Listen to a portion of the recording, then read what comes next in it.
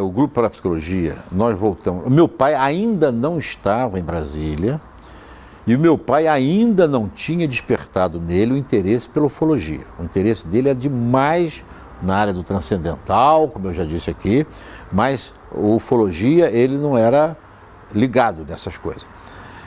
Acontece que, eu era ligado aqui ao grupo de pesquisa Parapsicologia. Fomos lá, assistimos fenômenos, por exemplo, então é bom citar um exemplo, não vou me alongar muito, porque com muito exemplo, mas por exemplo, você está, era uma área a 22 quilômetros da sede do município de Alexânia, era uma fazenda que não tinha luz elétrica, tudo funcionava querosene lá, não tinha luz elétrica, nenhuma fazenda na região tinha, tudo muito escuro, então quando não tinha lua era danado. Se alguém,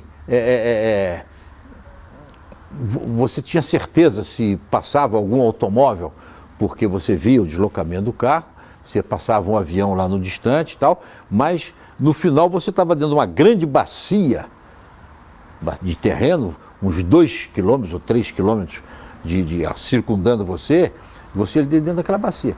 Aí de repente você escuro, um exemplo, por exemplo, você escuro, tudo escuro, o seu carro que você parou a 4 metros de você, você já via só o vulto do carro, você não viu o carro direito, imagina mais longe. Pois bem, lá do horizonte, 3 quilômetros de distância, você vê uma luz começar a se acender, se ampliar, e vem e foca você. Foca você lá de 3 quilômetros, você fica todo iluminado. Você, caramba, como é que o cara está me vendo lá, pô? Que tipo de lanterna é essa? Que tem 3 quilômetros para chegar aqui, ou 2 quilômetros para chegar aqui. E aí, não satisfeito com isso, é incrível essas coisas. Essa lanterna, esse foco de luz, ele regride, de maneira que você fica escuro, mas a 1 metro de você está claro. Aí ele vem, então ele faz uma sanfona com a luz. Aí você fica... Você está vendo o que eu estou vendo? Aí confere um com o outro. Confere, quando você está discutindo um com o outro, aquele troço sai de lá, 180 graus, na tua cara. E de lá continua a fazer a mesma coisa. Teve uma vez que, não satisfeito de fazer essa brincadeira com você, de ele levantar para cima o foco, tipo esses farol, holofote de festa aí, que ilumina as nuvens. Então aquela vai para o céu e de repente aquela luz faz uma curva e vira uma ferradura, um U ao contrário, né? De um ponto aqui do terreno e o arco feito no céu. Então coisas desse tipo. Bom, aí o meu pai chegou. Meu pai chegou 2 meses depois disso aí. Aí, papai sempre ligado a essas coisas transcendentais, meu pai, o senhor precisa ir lá. Aí meu pai foi. Mas ele foi lá e com o grupo, nosso grupo, e ele já não gostou de uma coisa quando nós chegamos. Nós éramos talvez uns 5 ou 7, que quando chegamos na porteira, a porteira da fazenda era um pouco elevada. A fazenda ficava lá embaixo. E a gente já tinha combinado com o dono da fazenda, a gente combinava por telefone, e vamos estar lá tantas horas. Ele ia nos esperar. E a gente entrava na porteira. Antes de entrar, a gente dava tiro para cima, porque todo mundo ia armado por causa de lobo, de onça, como eu já falei. E dava tiro para cima para quê? Para alertar o dono da fazenda. Para quê? Quem estava chegando, para ele fazer o café e a pipoca. Para a gente chegar, tomar um cafezinho, comer pipoca e ir para a área de observação. O meu pai, quando chegamos lá, não, só está aqui, general, não sei o quê, papai, mas que isso? Não, isso é para avisar, para pipoca. Meu pai não gostou muito daquilo, não. Aí descemos. Quando estamos lá embaixo, meu pai nunca fumou na vida. A noite estava muito escura, ele não tinha um fósforo, um isqueiro na bolsa. De repente, o pessoal comendo pipoca, tá, eu procuro meu pai, cadê o pai? Eu disse, cadê? Alguém viu meu pai? Não vi. Aí eu tenho a impressão que eu vi ele saindo. Mas sair para onde, pô? Não conhece aqui?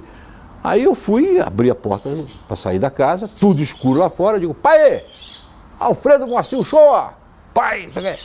Nada, aquele silêncio. Eu, pô, não é possível. Bom, como eu sei que ele sempre foi transcendental, eu digo, não vou me preocupar.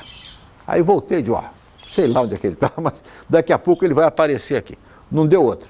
Daí uns 20 minutos, ele aparece. Sério, compenetrado. Pô, onde é que o senhor estava, pai? Não, filho, depois eu conto. Não, pai, não houve nada, eu saí e tal. Aí depois ele contou para todo mundo, inclusive. E isso está no livro dele, A Busca da Verdade. Está no livro dele, isso que eu vou contar agora. Ele saiu com uma vontade incrível, aquela vontade de tomar um copo d'água, que eu já contei para vocês. Ele saiu com aquela vontade incrível, ele mesmo se autoanalisando, mas eu sou maluco. Como é que eu vou me afastar dessa casa se eu não sei nem voltar? Eu não conheço aqui, está escuro para burro. E ele sentindo aquela vontade de entrar. Aí ele viu uma trilhazinha e disse, bom, enquanto tiver nessa trilha está tudo bem, porque eu ando na trilha de volta, né? Aí de repente nessa trilha tinha uma clareira que ele viu na cara dele, surgiu uma figura, na cara dele, surgiu uma figura muito nítida, que ele conhecia, e a figura toda iluminada, e disse para ele o seguinte, sou Yogarim. Ele nunca tinha ouvido falar de Yogarim, mas ele sabia quem era a figura. Mas na hora sou Yogarim. Você tem aqui uma missão. Observar, pesquisar, escrever livros e divulgar. E veja bem, você estará sendo sempre protegido por mim. Você será sempre protegido. E aí fez uma reverência e sumiu o cara. Papai ficou meio em choque ali e na hora ele entendeu por que o cara falou que era Yogarim. Porque se falasse o nome verdadeiro, é capaz de ter um troço lá cair. Porque papai tinha dentro toda a vivência dele, papai já estava com essa época aí já estava com 62, 63 anos, toda a vida dele, ele teve uma ligação muito grande com o mestre dele, o mestre espiritual dele, que ele identificava como mestre Moria. E ele já tinha tido muitos papos com o mestre Moria, ele conhecia o mestre Moria. E quando ele viu que era o mestre Moria, mas o mestre foi mais sabido que ele. Porque se o mestre dissesse, sou Moria, ele, da emoção, ele caía duro ali. Ele mesmo dizia isso. Então o cara disse, sou Yogarim, que é exatamente para atenuar a emoção. E aí ele saiu, ele achou, naquele momento, ele chegou para mim e disse, meu filho, esta noite eu passei a acreditar e a dar crédito a tudo que acontece nessa fazenda. Eu estou protegido pelo mestre e o mestre está me recomendando observar, pesquisar, escrever livro e divulgar. E eu vou cumprir a missão. E pronto. E vou cumprir a missão. Daí, a menos de um mês, ele era o presidente do grupo. Acabou com essa história de dar tiro para cima. Quando chegava lá, o pessoal saía do carro, dava a mão. Vamos fazer uma sintonia com os grandes mestres. Vamos fazer uma sintonia. A hora que ele começava a sintonia, começava a pipocar os fenômenos. Tá? Então, eu passei 3 anos nessa história com ele. Todo fim de semana a gente ia. Minha mulher ficava desesperada, porque mas eu ia com ele sábado. Eu ia sábado 2, 3 horas da tarde, voltava domingo de madrugada, domingo 2 horas da manhã. Durante 3 anos. Até que o Exército me mandou fazer um curso no Rio de Janeiro. E eu fui-me embora e ele continuou aqui escrevendo os livros dele e pesquisando ainda lá.